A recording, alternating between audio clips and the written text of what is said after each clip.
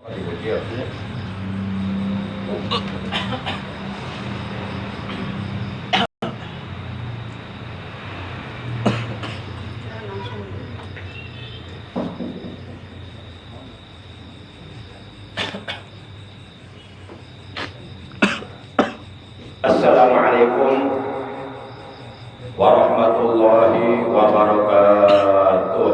Waalaikumsalam warahmatullahi wabarakatuh. Innal hamdalillah nahmaduhu wa nasta'inuhu wa nastaghfiruh wa na'udzu billahi min shururi anfusina wa min sayyiati a'malina. May yahdihillahu fala mudilla lahu wa may yudlilhu fala hadiya lahu.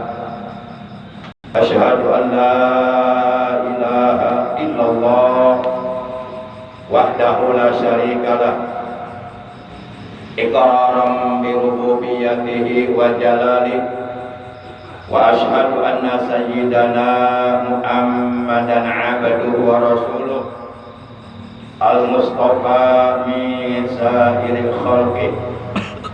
Allahumma shalli wa sallim wa barik ala hadan nabiyil karim wa rasulis sanadil azim sayyidina wa habibina wa syafi'ina wa qurrati a'yunina wa maulana Muhammad wa ala alihi wa ashabil kiram alladzina jahadu fi sabilillah bisayfil mujahadah bil hikmati wal kalam amma ba'd. Faqad qala Allah tabaraka wa ta'ala, main macam ayun tadi kosong tak kalau bangdang. Faqad qala Allah tabaraka wa ta'ala azza wa jalla fi kitabihil karim wa huwa asdaqul qailin. A'udzu billahi minasy syaithanir rajim. Bismillahirrahmanirrahim. Fattaqullaha la'allakum tuflihun. Wa qala nabiyyuna sayyiduna Muhammadun sallallahu alaihi wa alihi wa sallam akramun nas atqahum. Sadaqallahu maulana al-azimul karim wa sadaqa rasuluhun nabiyul habibul karim. Wa nahnu ala jalika minasyahidina wa syakirin walhamdulillahi rabbil alamin. Ma'asyiral muslimin, segenap jamaah majlisul ilmi, jamaah pengajian rutin malam Senin ba'da Isya Musalla Miftahul Jannah, Kampung Cikarang Tekel, Desa Jaya Mulia, Kecamatan Serang Baru, Bekasi, yang seluruhnya saya hormati, yang dimuliakan oleh Allah, rahimakumullah wa hadakumullah. Segala puji hanya milik Allah. Salawat dan salam semoga tetap dilimpahkan selalu atas manusia yang paling dicintai oleh Allah, manusia yang paling dimuliakan dan diagungkan oleh Allah yang maha mulia, yang maha agung, manusia yang kelak di hari kiamat sangat amat kita harapkan syafaat dari beliau. Beliau adalah Nabi kita tercinta, Nabi agung, Nabi besar Muhammad sallallahu alaihi wasallam, beserta seluruh keluarga beliau, para sahabat beliau, dan seluruh pengikut beliau yang tetap setia, yang tetap cinta kepada beliau, yang tetap istiqomah menjalankan segala perintah beliau, mengamalkan sunnah-sunnah beliau, mengamalkan ajaran Islam yang telah diajarkan oleh beliau, juga mensiarkan sekaligus mengagungkan dan mempertahankan ajaran Islam yang dibawa oleh beliau.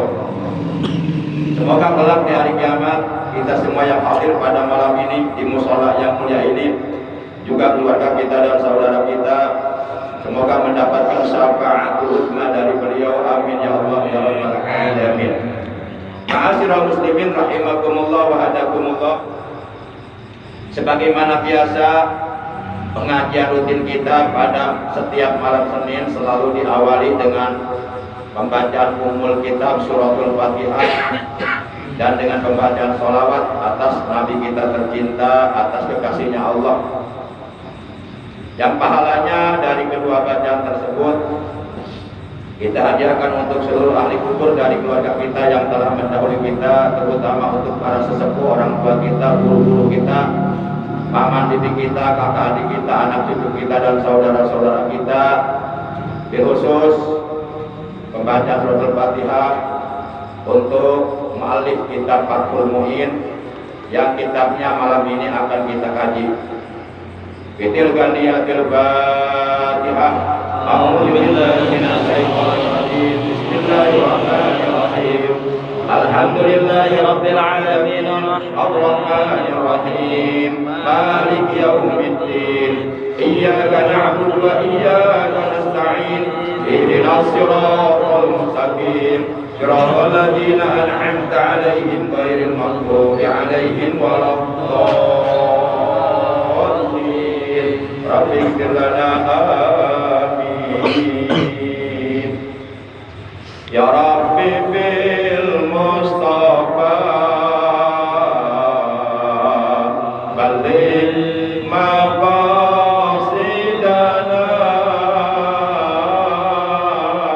waghfir lana ma maqa ya wasi'al karami ya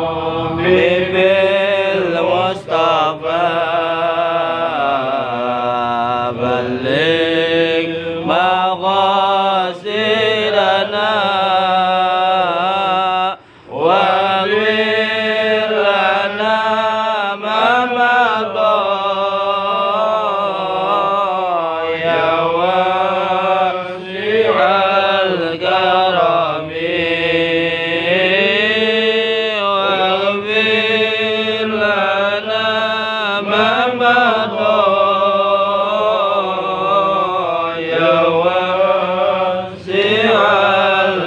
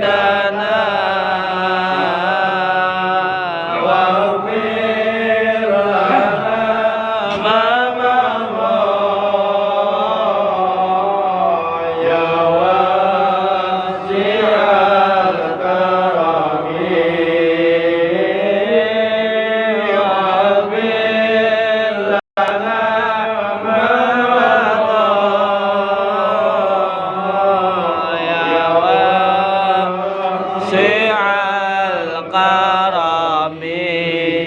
Allahumma sholli wa sallim wa barik alaihi wa alihi wasallam. Ma'asyiral muslimin, seiman, seagama, seakidah yang dimuliakan oleh Allah rahimakumullah wa rahmatullah. Insyaallah pada pertemuan tajim kita malam ini memasuki malam tanggal 15 di bulan Safar tahun 1444 Hijriah. Kita akan melanjutkan kajian ilmu fikih dengan menggunakan rujukan atau referensi atau marojih kitab Fathul Mu'in karangan Al-Faqih Al-Alim Al-Allama Syekh Jainuddin bin Abdul Aziz Al-Malibari, murid dari Syekh Muhajar Al-Haytami Asy-Syafi'i rahimahullah ta'ala wa nafa'ana bihi fid dunya wal akhirah. Dan materi taklim kita malam ini masih menerangkan mengenai sholat. Di dalam kitab Fathul Mu'in telah diterangkan di sini wa yuqtalu ay al muslimu al mukallafu at-tahiru haddan bi dharbi unuqin in akhrajaha ay al maktubata amidan an waqti jam'in laha in kana kaslan ma'a tiqadihi wujubiha illam yatub ba'dal istitabah wa ala nadbil istitabati la yu'manu man qatalahu qabla taubah lakinnahu ya'tamu wa yuqtalu kufran in tarakaha jahidan wujubaha fala yugsalu wala yusalla alaihi dan seterusnya. Baik, kita artikan kemudian kita bahas. Wa yuqtalu lan den mateni kalau bahasa Indonesia, dan dimatiin kalau bahasa Sunda jeung dipaehan. Bahasa Inggris mangga nyanggakeun. Saya tidak bisa berbicara bahasa Inggris, tapi alhamdulillah saya punya kunci Inggris di rumah. Wa yuqtalu dan dimatiin lan den mateni ae maksudnya al muslimu orang Islam, al mukallafu yang mukallaf, yakni orang Islam yang sudah balik dan berakal sehat yang disebut mukallaf. At-tahiru yang suci, haddan sebagai had atau sebagai hukum pidana, bidor biunukin dengan dipancung. Dipancung itu dipotong lehernya. Nah, dipancung dipotong lehernya. In akhrajaha jika ia keluar terhadap sholat fardu yang telah diwajibkan oleh Allah, yaitu subuh, zuhur, asar, maghrib, isya. Atau bisa diartikan maksudnya keluar di sini menunda-nunda sholat, menangguhkan sholat, menanti-nanti sholat. Kalau kata orang Sunda, ngengke-ngengke, akhirnya jadi bangke. Ngalalaurakeun karena sholat, menganggap remeh, menganggap enteng terhadap perintah sholat. Itu benar. Amidan dengan sengaja, artinya ia menunda-nunda waktu sholat sengaja, sadar dan tahu itu nggak boleh itu. An waktu jam'in, sehingga melewati dari batas waktu penjamaannya. Kan ada sholat jamak ya, baik jamak saja atau jamak qashar. Nah, bagi musafir itu kan oleh hukum agama diberikan rukhsah, diberikan keringanan untuk melakukan jamak, terlepas dari apakah jamaknya jamak pakot, jamak saja atau jamak qashar. Ketika dalam perjalanan jauh yang jarak tempuhnya marhalata ini kurang lebih sekitar 93 km. Nah, itu boleh dijamak. Juhur dijamak dengan asar, kemudian maghrib dengan isya. Kalau subuh nggak ada layannya, Nggak boleh isya dijama dengan subuh, kejauhan jaraknya. Nah dari sholat fardu 5 waktu yang jumlah bilangan rokaatnya 4 rokaat itu boleh dikosor juga, namanya jamak kosor. Di samping dijamak juga dikosor, yakni dengan rokaatnya 4 jadi 2 rokaat. Zuhur dengan asor jamak kosor, zuhurnya 2 rokaat, asornya 2 rokaat. Maghrib dengan isya, oleh karena maghrib jumlah rokaatnya kurang dari rokaat, hanya bisa dijamak saja, tetap maghribnya 3, nanti isyanya 2 gitu. Subuh nggak boleh dikosor, subuh dikosor habis 1, cuma 2 rokaat.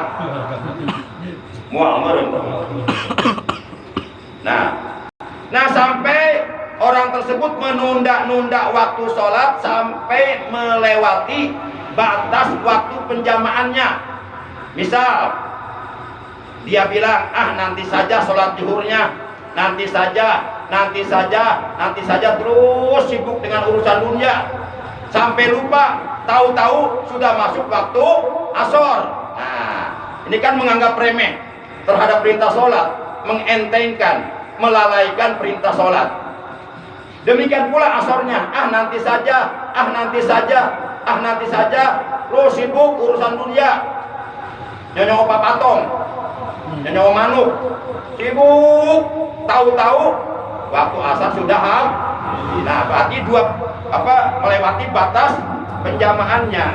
Nah, orang Islam yang seperti ini, menurut keterangan di dalam kitab Fathul Mu'in, ingkana jika ada lamun ono ya si wong iku kaslan karena malas. Jadi dia menunda-nunda waktu sholatnya, menangguhkan waktu sholatnya karena malas saja, malas tidak menganggap penting terhadap perintah sholat, hanya karena malas saja, hanya karena memperturutkan hawa nafsu, tidak mementingkan perintah Allah, lebih mementingkan urusan dunia, atau lebih memenuhi keinginan hawa nafsunya, tidak mau memenuhi hak Allah untuk melaksanakan kewajiban sholat menyembah kepada Allah, kaslan karena malas saja, ma'atiqadi ujubiha.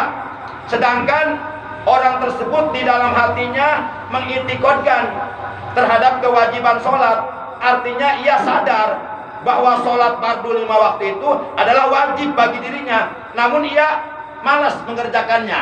Nah, jadi hatinya tetap nggak ingkar, hatinya tetap mengakui bahwa sholat wajib, cuma dia malas saja. Nah, menurut keterangan di dalam kitab Fathul Mu'in, ya, hukuman yang mesti, yang seyogyanya, selayaknya dijatuhkan kepada orang Islam yang seperti ini, melalaikan sholat, meremehkan sholat, menunda-nunda waktu sholat sampai melebihi batas waktu penjamaannya. Ilam jatuh, jikalau ia tidak bertaubat, tidak menyesal atas perbuatannya melalaikan sholat, ba'dal istitabati, sesudah ia diperintahkan, disuruh untuk bertaubat. Nah, jadi orang tersebut sudah dinasihati, sudah dikasih tahu, dan sudah disuruh bertaubat bahwa ia tidak boleh melalaikan sholat, bahwa ia tidak boleh menunda-nunda waktu sholat, karena amal yang paling afdol, kata Nabi, as-sholatu ala waktiha, sholat pada waktunya. Maksudnya sholat di awal waktu dengan berjamaah, gitu maksudnya. Nah, orang tersebut disuruh bertaubat, tidak mau juga bertaubat, masih saja mengulangi perbuatannya seperti itu, yaitu menunda-nunda waktu sholat, menanti-nanti, menangguhkan waktu sholat. Tetap dia seperti itu. Nah, orang yang seperti ini tadi jawabannya di atas, wayu ketalu. Kalau dia tidak mau bertobat, malah melawan, wayu ketalu, maka dia dimatiin. Nah, tapi disuruh bertobat dulu. Kalau disuruh bertobat dia mau, jangan dimatiin. Udah memperbaiki dirinya. Tapi kalau dia disuruh bertaubat, melawan, menentang, malah lebih galakkan dia, maka seandainya hukum Islam diterapkan di Indonesia, maka orang seperti ini dipanggil oleh kepolisian, kemudian dijatuhi hukuman mati dengan cara bidorbi unukin, dengan cara dipancung lehernya. Para jamaah yang dimuliakan oleh Allah Subhanahu wa Ta'ala, nah itu hukum Islam yang seyogyanya diberlakukan kepada orang Islam yang menunda-nunda waktu sholat. Karena konsekuensinya ketika seseorang sudah masuk Islam, maka konsekuensinya ia wajib mengikuti, melaksanakan segala aturan, hukum, dan ajaran yang ada di dalam agama Islam. Terima dan dilaksanakan, tidak boleh ditentang. Para jamaah yang dimuliakan oleh Allah Subhanahu wa Ta'ala, kemudian wa ala nadbil istitabati, dan atas dasar kesunahan menyuruh bertaubat kepada orang yang menunda-nunda sholatnya sampai melebihi batas waktu penjamaannya, la yudmanu, itu tidak dipidana, itu tidak dikenakan hukum pidana. Man, bagi orang kotalahu yang memancungnya qabla taubati, sebelum orang yang menunda sholat bertaubat kepada Allah. Lakinnahu, akan tetapi sesungguhnya si pemancung tersebut yasamu, dia berdosa. Jadi kalau umpama ada orang Islam menunda-nunda waktu sholat, nanti saja sampai akhirnya melewati batas waktu penjamaannya, berarti zuhur dan asar, maghrib dan isya. Nah itu udah kelewat, masih juga begitu, maka menurut keterangan dalam kitab Fathul Mu'in, orang tersebut disuruh bertaubat dulu. Kalau tidak mau bertobat malah melawan, maka dihukum pancung, dipotong lehernya. Lalu bagaimana kalau umpama yang bersangkutan belum disuruh bertobat, tiba-tiba langsung dipancung saja? Apakah yang memancungnya, si algojoknya, dikenakan hukum pidana? Tidak disidang, tidak dikenakan hukum pidana. Akan tetapi ia berdosa karena dia langsung menjatuhkan hukum pancung, padahal dia belum nyuruh kepada yang bersangkutan untuk bertaubat. Jadi suruh taubat dulu, jangan main pancung-pancung aja. Para jamaah yang dimuliakan oleh Allah Subhanahu wa Ta'ala, jadi kita patumin dari sekut, oke, itu tajam ya. Selanjutnya di sini dijelaskan wayuk talu, dan dimatiin, dihukum pancung, kufron, sebagai orang kafir matinya, bukan sebagai orang Islam. Walaupun dia di KTP-nya Islam, walaupun di paspornya Islam, walaupun di kakaknya Islam, walaupun sejuta kali dia ngaku Islam, tapi tetap dia matinya sebagai orang kafir, bukan orang Islam. Ini menurut hukum. Intarokaha, jikalau ia meninggalkan sholat fardu yang 5 waktu, baik itu subuh, zuhur, asar, maghrib atau isya, jahidan, karena dia menentang.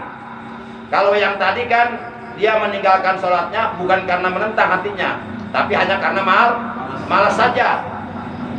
Hanya karena malas, mungkin malasnya itu karena sibuk urusan dunia, atau mungkin dia lebih cinta dunia daripada cinta untuk menghadap kepada Allah. Lebih mementingkan urusan dunia, lebih mementingkan urusan yang berbau dunia daripada melaksanakan kewajiban perintah dari Allah. Nah ini yang kedua mah, dia meninggalkan sholatnya bukan hanya karena malas, melainkan juga dia hatinya menentang, ingkar, menolak terhadap kewajiban sholat yang telah diwajibkan oleh Allah. Dia tentang tuh hukum Allah, dia berani menentang hukum yang telah ditetapkan oleh Allah, bahwa sholat fardu 5 waktu adalah wajib, tapi ditentang, diingkari di dalam hatinya, sehingga dia tidak mau mengerjakan sholat. Berarti bedakan ya, yang pertama dengan yang kedua beda ya. Beda. Walaupun sama-sama meninggalkan sholat, tapi yang pertama mah karena mal, yang kedua mah karena menentang terhadap kewajiban sholat. Maka di sini dijawab, pala yuksalu, maka enggak usah dimandiin. Kalau dia mati, enggak usah dimandiin. Memandikannya haram. Siapapun yang berani memandikan orang seperti itu, dia berdosa memandikannya, bukan dapat pahala. Kenapa? Karena dia memandikan orang kafir. Kenapa dikatakan kafir? Karena dia meninggalkan sholat dan hatinya ingkar, menentang terhadap kewajiban sholat yang telah diperintahkan oleh Allah. Orang yang menentang perintah sholat, hakikatnya dia telah berani menentang Allah, karena sholat adalah perintah Allah. Kira-kira jelas enggak? Jelas. Betul. Cuman ambil bingung. Ambil nih. Oh, detik. Enggak ada itu. Pala yuksalu, maka enggak usah dimandiin. Wala yusolat, dan enggak usah disolatkan. Oh. Jadi jangan dimandiin, suruh mandi sendiri aja. Enak aja. Ngerjain orang-orang yang tukang sholat, ngerjain amil. Amilnya kan tukang sholat. Kata amil, lu nggak pernah sholat, ingkar sholat, minta dimandiin, kata amilnya. Tapi amilnya mau aja, karena amplopnya gede. Kata amil, ini mayit dosanya gede nih, nggak pernah sholat nih. Jadi kalau nggak, sebenarnya ini mayit menurut hukum agama nggak usah dimandiin. Masa amil tega amat sih, kayak nggak kenal sama aku, kata orang tersebut. Ya udah Mil, nanti saya kasih 10 juta. Baru mau Mil. Jadi bisnis sholat, bisnis sholat mayit.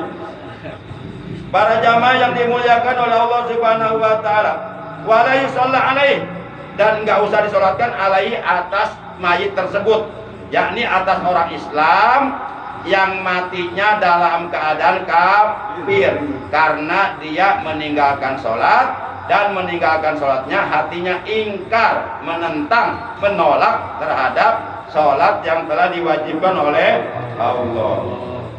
Para jamaah yang dimuliakan oleh Allah Subhanahu wa taala. Nah, untuk memperkuat keterangan tersebut yang telah saya sampaikan, yang telah saya baca keterangannya di dalam kitab Fathul Mun ini, maka untuk memperkuat keterangan ini, izinkan Al-Fakir untuk menyampaikan sebuah hadis dari baginda kita yang mulia tercinta, Nabi Agung, Nabi besar Muhammad sallallahu alaihi wasallam. Dalam hadis yang diriwayatkan oleh Imam Abu Ya'la. Dalam hadis yang diriwayatkan oleh Imam Abu Ya'la dan Imam Ad-Dailami dari sahabat Nabi, yaitu dari Ibnu Abbas atau Abdullah bin Abbas. Sayyidina Abbas ini pamannya Rasulullah, punya anak Abdullah namanya Ibnu Abbas. An Ibnu Abbasin radhiyallahu anhu maqal, dari Ibnu Abbas radhiyallahu anhuma qala, ia telah berkata, Urul Islam wa qawaiduddin salah satun, sendi dasar agama Islam yang paling mendasar itu ada 3 perkara. Jadi dari rukun Islam yang 5, 1 syahadat, 2 sholat, 3 zakat, 4 puasa Ramadan, 5 ibadah haji. Nah, dari rukun Islam yang 5 ada 3 perkara yang menjadi sendi dasar agama Islam yang paling mendasar. Kemudian kata Rasulullah, paman tarokaha wahidatan minhunna fahuwa biha kafir. Ini kata Rasulullah, bukan kata saya. Rasulullah menegaskan, paman taroka wahidatan, maka barang siapa yang coba-coba berani meninggalkan 1 dari yang 3 tersebut, fahuwa biha kafir, maka dia dengan sebab meninggalkan 1 dari yang 3 perkara tersebut yang menjadi sendi dasar agama Islam yang paling mendasar, yang paling fundamental, bahwa pihak kafir, maka dia matinya dalam keadaan mati sebagai orang kafir. Matinya bukan mati sebagai orang Islam. Karena memang perbedaan antara orang mukmin dengan orang kafir adalah sholat. Perbedaan antara orang mukmin dengan orang munafik juga adalah sholat. Al-farqu bainal mu'min wal kafir as-sholat. Al-farqu bainal mu'min wal munafik as-sholat. Perbedaan yang paling mendasar, yang paling mencolok antara orang mukmin dengan orang kafir adalah sholat. Sehingga sholat 5 waktu ini bisa menjadi ciri bagi seseorang bahwa orang tersebut adalah Islam apabila dia mengerjakan sholat.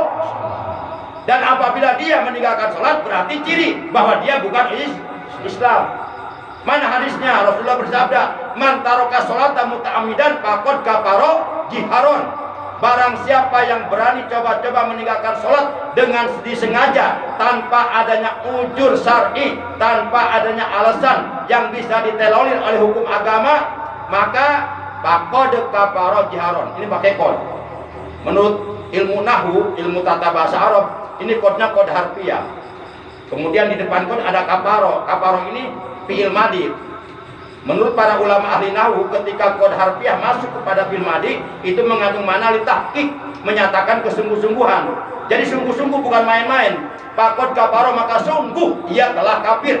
Jiharon, dengan nyata.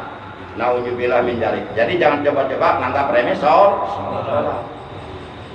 Saking pentingnya sholat, sampai-sampai Rasulullah ketika menjelang datang ajal beliau, yang beliau wasiatkan bukan zakat, yang beliau wasiatkan bukan yang lainnya, tapi yang beliau wasiatkan ummati as-sholah. Kemudian beliau wafat. Itu perkataan yang terakhir yang beliau ucapkan sebelum beliau meninggalkan umatnya untuk selamanya. Beliau titip, jangan tinggalkan sholat, jangan tinggalkan sholat, jangan tinggalkan sholat.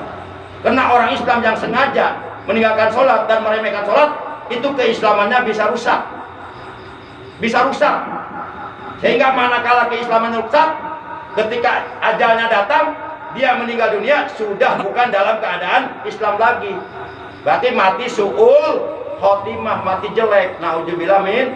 Walaupun di KTP-nya Islam, KTP bukan patokan, KTP bikin RT, bukan lurah, gampang. Ini masalah akidah yang berhak menentukan Allah, lurah. Para jamaah yang dimuliakan oleh Allah Subhanahu wa taala. La ya Rasulullah bi islamihim. Allah tidak akan menjaga, Allah tidak akan memelihara keislaman seseorang apabila dia berani menganggap resol, mengenteng-enteng sholat, melalaikan sholat. Berarti sholat luar biasa ini. Bahkan Rasulullah pernah bersabda, al-ahdul ladzi bainana wa bainahum as-shalah. Janji yang paling mengikat antara kami al-muslimun orang Islam, al-muslimin orang Islam, wa bainahum, dan antara mereka al-kuffar orang-orang kafir adalah as-sholatu, sholat. Itu janji yang paling mengikat antara orang Islam dengan orang kafir adalah sholat. Para jamaah, jadi barang siapa yang berani meninggalkan satu dari yang tiga yang menjadi sendi dasar agama Islam yang paling mendasar, bahwa pihak kafir, kata Rasulullah, maka dengannya ia akan mati dalam keadaan kafir. Matinya bukan sebagai orang Islam. Nah, kalau kita matinya kafir, maka seluruh kebaikan-kebaikan, seluruh amal soleh, seluruh amal ibadah, baik yang wajib maupun yang sunnah, seluruh tahajudnya, seluruh puasa Senin Kemisnya, seluruh puasa Daudnya, ibadah hajinya, baca Qur'annya, zikirnya, sholawatnya, seluruhnya menjadi sia-sia, hilang semuanya karena matinya dalam keadaan kafir. Nauzubillah min dzalik. Kan sayang kita capek-capek ibadah kalau matinya kafir. Makanya kata Allah dalam Al-Quran surat 3 Ali Imran juz 3 ayat 102, wala tamutunna illa wa antum muslimun. Dan janganlah sekali-kali kalian mati kecuali dalam keadaan beragama Islam. Para jamaah yang dimuliakan oleh Allah Subhanahu wa taala. Nah, 3 perkara yang menjadi sendi dasar agama Islam yang paling mendasar, yang sama sekali tidak boleh ditinggalkan kecuali ada ujur yang memang dibenarkan oleh hukum agama, dan itu pun tetap wajib diqodok. Pertama apa? Pertama, syahadatu alla ilaha illallah wa anna muhammadar rasulullah. Yang pertama, yang menjadi sendi dasar agama Islam yang paling mendasar, yang sama sekali tidak boleh ditinggal, yang sama sekali tidak boleh dilepas, tidak boleh digadaikan, tidak boleh ditukar dengan harta kekayaan sebanyak apapun, tidak boleh dijual dengan pangkat dan jabatan, adalah dua kalimat syahadat, asyhadu alla ilaha illallah wa asyhadu anna muhammadar rasulullah.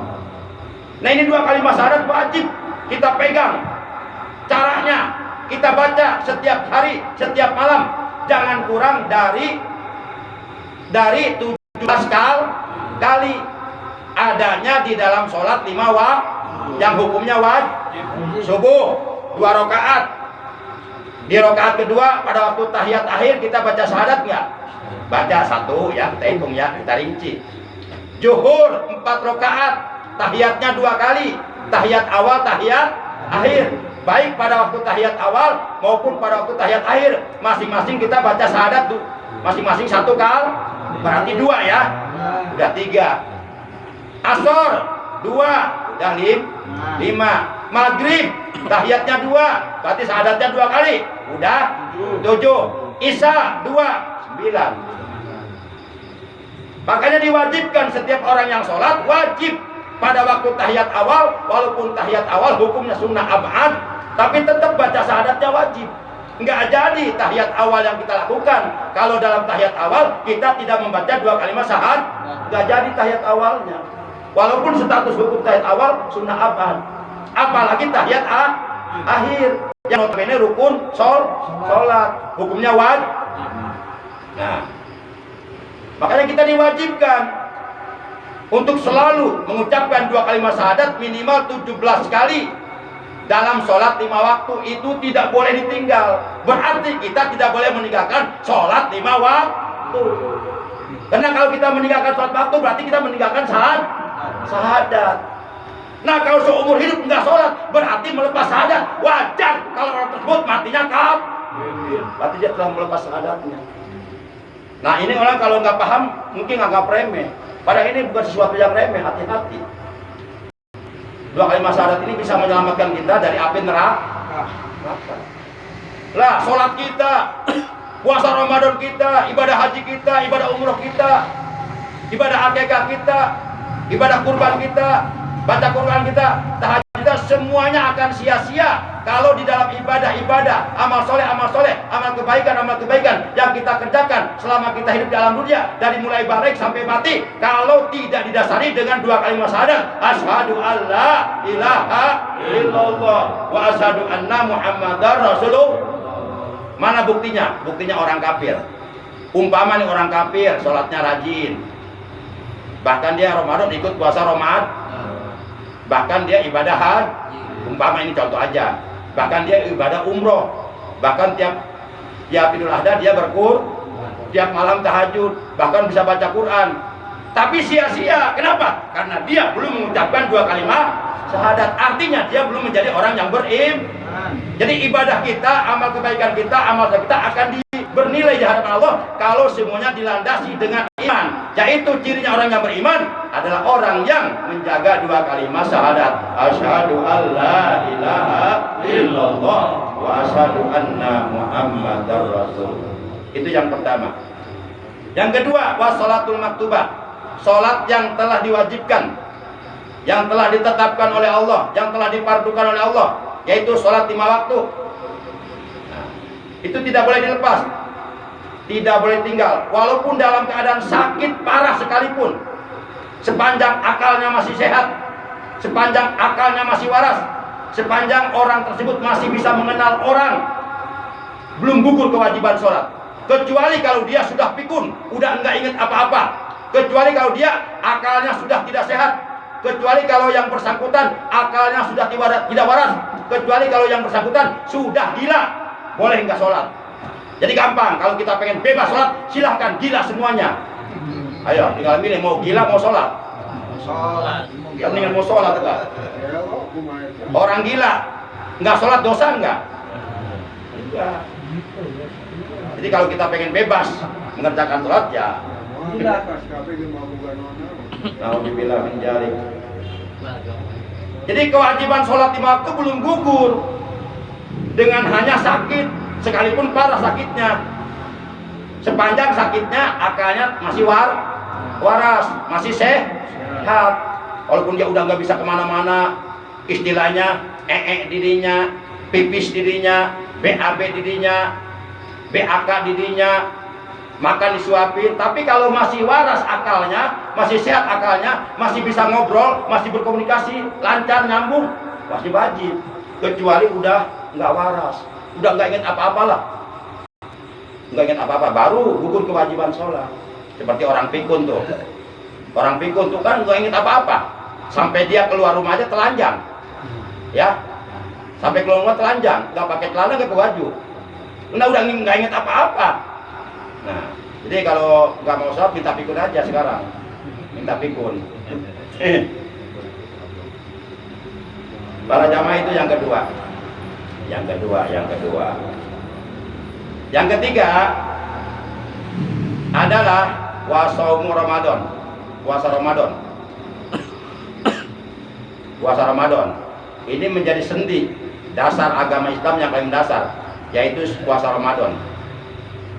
Nah, sehingga dalam Al-Quran surat 2 Al-Baqarah juz 2 ayat 183, ketika Allah memanggil orang-orang beriman dan akan memerintahkan kepada orang-orang beriman untuk menunaikan kewajiban puasa di bulan Ramadan, ya, yang dipanggil oleh Allah, ya ayyuhalladzina amanu, hai orang-orang yang beriman. Padahal kita tahu puasa Ramadan adanya di rukun apa di rukun Islam? Rukun Islam. Tapi Allah mengatakan ya ayyuhalladzina aslamu, wahai orang-orang Islam, wahai orang-orang yang berserah diri. Tapi yang dipanggil oleh Allah ya ayyuhalladzina amanu kutiba alaikumus syiyam kama kutiba alal ladzina min qablikum la'allakum tattaqun. Hai orang-orang yang beriman, telah diwajibkan atas kalian puasa. Maksudnya puasa Ramadan, sebagaimana telah diwajibkan pula atas orang-orang sebelum kamu, yakni orang-orang terdahulu, la'allakum tattaqun, agar kalian menjadi orang yang bertakwa, agar kalian menjadi ahli surga, agar kalian mampu mengendalikan hawa nafsu dengan puasa tersebut. Nah, yang dipanggil orang-orang beriman ini maknanya bahwa antara iman dengan puasa Ramadan itu ada hubungannya, saling mengkait dengan sangat erat. Jadi orang beriman mesti puasa Ramadan. Kalau dia meninggalkan puasa Ramadan, ciri keimanannya sudah rusak. Walaupun dia masih Islam, banyak orang aku Islam tapi Ramadan nggak puasa, keimanannya rusak. Karena hanya orang-orang yang beriman saja, orang-orang yang benar-benar beriman kepada Allah yang akan mampu menunaikan kewajiban puasa. Kalau nggak ada iman, nggak kuat puasa. Coba bayangkan, dari mulai terbit fajar shadiq subuh kita nggak boleh makan minum, walaupun di rumah banyak makanan, sampai terbenam matahari di waktu berapa jam coba kira-kira? 12 jam lah. Kita harus nahan makan dan minum, bahkan nahan beristimta, bersenggama dengan istri. Pada istri kita nggak boleh digarap kalau lagi puasa Ramadan. Tuh, menahan hawa nafsu, nafsu makan, nafsu minum, nafsu berbuat dosa, nafsu bersenggama dengan istri, ditahan. Berat itu. Hanya orang-orang beriman yang mampu melakukan itu. Makanya ketika ada orang Islam meninggalkan kewajiban puasa Ramadan, perlu dipertanyakan keimanannya. Masih adakah iman di hatinya? Jangan-jangan imannya sudah keluar. Nauzubillah min. Malu ngaku beriman kalau tidak puasa Ramadan. Malu. Nah, itulah 3 perkara yang menjadi sendi dasar agama Islam yang paling mendasar. 1, 2 kalimat syahadat. 2, sholat 5 waktu. 3, puasa Ramadan. Ini 3-tiganya ada dalam rukun Islam. Syahadat rukun Islam pertama, sholat 5 waktu rukun Islam kedua, Puasa Ramadan, rukun Islam keempat. Yang tidak ada zakat dan ibadah haji. Zakat wajib kalau kita punya harta dan hartanya mencapai nisab. Tapi kalau kita punya harta kita enggak mencapai nisab, enggak diwajibkan zakat kita oleh agama. Ibadah haji wajib kalau kita mampu. Tapi kalau belum mampu, wajib enggak? Enggak. Tapi yang namanya syahadat, sholat, puasa Ramadan, mampu enggak mampu, lu mau kaya, lu mau miskin, lu mau pejabat, lu mau rakyat, tetap jangan meninggalkan dua kalimat syahadat. Tetap jangan meninggalkan sholat. Karena sholat enggak pakai duit, tinggal mau saja kita. Tetap jangan meninggalkan puasa Ramadan. Karena puasa Ramadan enggak pakai duit, enggak seperti ibadah haji. Pakai duit 40 juta daftar dulu. Puasa Ramadan cukup tinggal nahan, makan dan minum dari subuh sampai malam. Pakai duit nggak nahan makan? Enggak, malah duit awet kalau puasa mah. Malah awet duit ya kan? Coba, biasa kita kalau nggak puasa sehari jajan habis 50.000 katakanlah. Tapi kalau puasa jajannya di stop. Tinggal dihitung 50.000 kali 30 hari berapa? 1.500.000. Lumayan tuh. Tapi kadang-kadang bulan Ramadan berkah ya. Berkah kadang-kadang ya. Tapi berkah itu. Makanan-makanan yang nggak ada di bulan-bulan Ramadan, di bulan-bulan lain Ramadan muncul. Kolam kali, wah alhamdulillah berkah Ramadan, bulan berkah.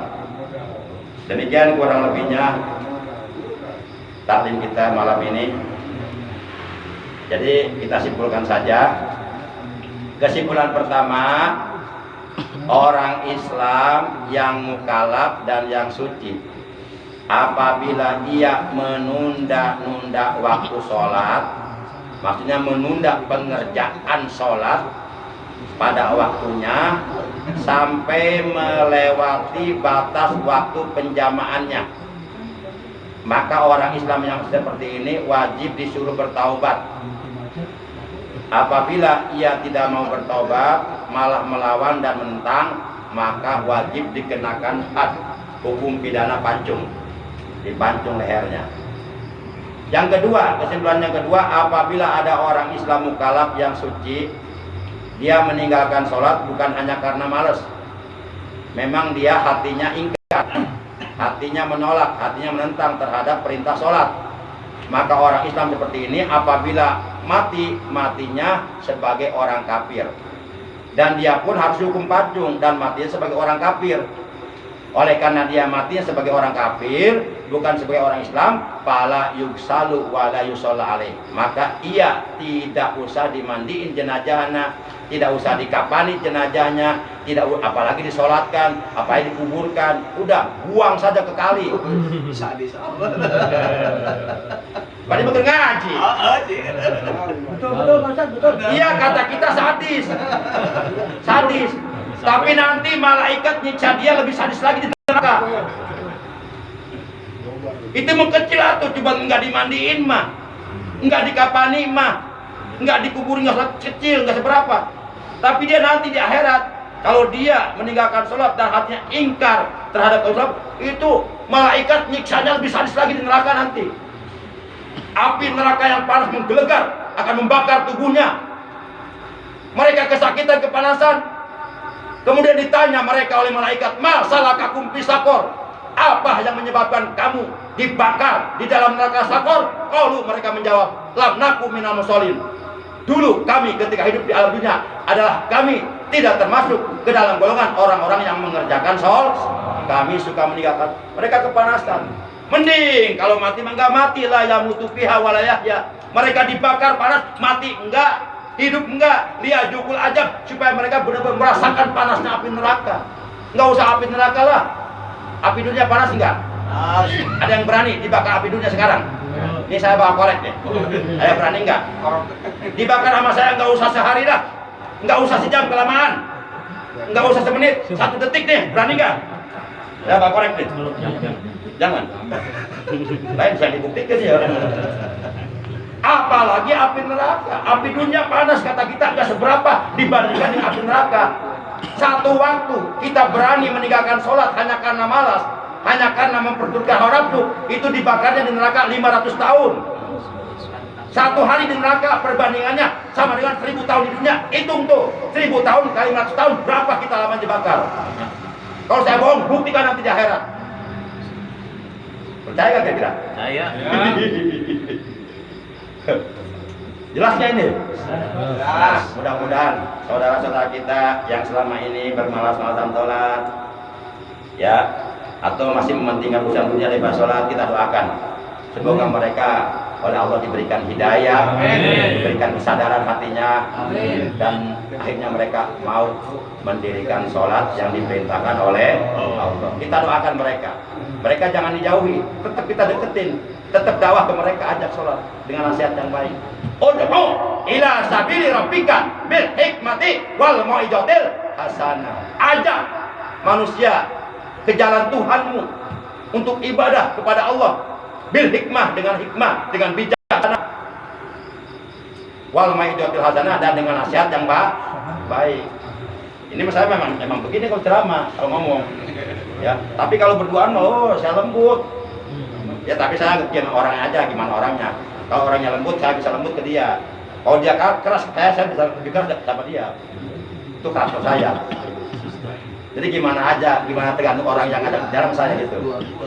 Para jamaah, demikian yang bisa saya sampaikan. Kurang lebih. Enggak. Saya yang akan tanyakan pertama masalahnya di sini, Pak Ustaz. Kita membaca syahadat itu adalah wajib kata Pak Ustaz, setiap kita sholat harus dibaca. Ya. Betul ya Pak Ustaz ya? Iya, syahadat ya. Iya. Asyhadu an la ilaha illallah wa asyhadu anna Muhammadar Rasulullah. Nah, sekarang saya tanyakan, kalau menikah kita, nikah, Iya. terus kalau nikah apa nih dibaca syahadat ya Pak Ustaz? Iya. Kalau nggak baca itu sah atau tidak itu Pak Ustaz? Iya. Kalimat syahadatnya Ya, itu pertanyaannya. Ya, yang kedua Pak Ustaz. Masih ada. Dulu, sabar. Siap Pak Haji. Saya tunggu sampai subuh Pak Haji. Untuk menambah pengalaman saya aja memang Pak Ustaz. Ya. Yang saya tanyakan itu, ya saya bisa bicara gitu, kalau misalnya apa yang saya tanyakan kepada Ustaz itu bekal untuk saya kalau misalnya saya sedang bicara masalah agama gitu. Iya. Jangan sampai saya nanti dia tanya sangganya, kan saya nggak tahu. Kalau nggak tahu ilmunya dari Pak Ustaz. Iya. Nah itu yang ada yang ke satu. Yang kedua, masalah ini orang itu rajin sholatnya Pak Ustaz. Sodakohnya rajin. Jariahnya rajin. Nah, dia ternyata hidupnya dia kena banyak sekali utang piutangnya Pak Ustaz. Karena dia banyak yang nagih utang Bank Emok, Bank Keliling dan sebagainya. Tapi dia rajin sholat tadi kata saya. Dia teh kena belum ada panggilan dari Allah, dia mau utamakan dia ngegantung diri dulu, mau gantung diri Pak Ustaz sampai mati, sedangkan belum panggilan. Itu bagaimana hukumnya Pak Ustaz tuh? Iya. Saya tanya itu hukumnya. Nah, katanya begini, saya nggak dengar kalau nggak salah dengar saya. Kalau orang yang gantung diri itu tidak boleh disolatin, tidak boleh dimandiin, nggak aja kena kubur seperti Pak tadi. Pak Ustaz bicara betul atau tidak itu? Nah, itulah yang saya Ya, berarti dua pertanyaan ya Pak Haji ya. Iya. Baik. Insya Allah akan saya komentari dua pertanyaan tersebut dari Pak Haji dan sesuai kemampuan saya ya. Dan mohon maaf sebelumnya kalau umpama komentar atau jawaban dari saya kurang memuaskan. Tapi mudah-mudahan mengena gitu ya. Baik, yang pertama, sahkah pernikahan antara seorang pria dengan seorang wanita tanpa diawali pembacaan dua kalimat syahadat? Apakah sah pernikahannya? Jawabannya, Ya. yang saya ketahui, sah nikahnya. Karena membaca dua kalimat syahadat sebelum akad nikah, bukan akadnya, akad dipakai kop ya. Ya, pakai huruf kop harus dibaca kok ya. Ya, kolako, kolaka, ya kan? Ya, cuma udah jadi bahasa Indonesia aja akad ya. Tapi kalau menurut hadis itu pakai kop itu benar kok. Akadun nikah, akad bukan akad ya. Dan saya malah lebih cenderung mengikuti apa yang ada di hadis aja ya, nggak mengikuti KUA, enggak. Ya, membaca dua kalimat syahadat bagi calon mempelai pria dan calon mempelai wanita sebelum mereka melakukan akad nikah di mana pembacaan dua kalimat tersebut dituntun dibimbing oleh oleh amil atau oleh naib atau oleh kepala KUA atau pencatat P3N ya. Ya. Itu bukan rukun nikah. Maka oleh karenanya pernikahan kedua mempelai apabila tidak diawali dengan pembacaan dua kalimat syahadat tetap sah secara hukum fikih. Karena membaca dua kalimat syahadat tidak termasuk rukun nikah. Rukun nikah, rukun nipu. Lu ini. Rukun nikah menurut ilmu fikih, menurut para ulama fuqaha ahli fikih ada 5. 1. Calon mempelai laki-laki. 2. Calon mempelai wanita. 3. Wali dari pihak calon mempelai wanita. 4. 2 orang saksi yang adil, yang tukang sholat. Nggak boleh kita menjadikan seseorang menjadi saksi dalam pernikahan kalau nggak pernah sholat, jangan. Itu orang fasik itu.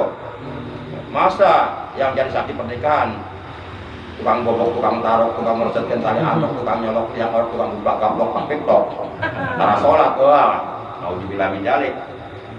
Saya nggak apa-apa jadi saksi ya. Mang Ujang. Atau Pak Udang tuh. Nah, dua saksi. Yang 5, ijab go. Ada 5 rukun nikah. Ada nggak sadar? Enggak. Cuma untuk mengantisipasi kan yang namanya manusia ya, apalagi orang yang awam, orang yang tidak paham, tidak ngerti terhadap hal-hal perkara-perkara yang dapat memurtadkan dirinya.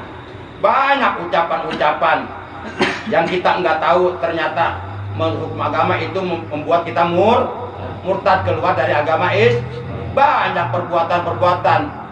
Nah, banyak perkara-perkara. Nah, untuk mengantisipasi, untuk kehati-hatian ya, untuk menjaga kalau kita dari mulai usia balik sampai mau 1 hari menjelang menikah, kalau kita pernah mengucapkan kata-kata yang menjurus kepada kemurtadan atau perbuatan-perbuatan atau tindakan-tindakan atau pekerjaan-pekerjaan yang menyebabkan kita murtad. Nah, untuk menjaga ke arah sana, kehati-hatian kita ke sana, maka sebelum akad nikah dilaksanakan dibimbing oleh amil agar calon kedua mempelai membaca 2 kalimat syahadat. Nah, ke sana antisipasi aja. Bagus gak? Bagus. Saya setuju. Tapi itu tidak termasuk rukun nikah. Jadi tetap nikahnya sah, bukan sah. Sebab hurufnya pakai huruf sod.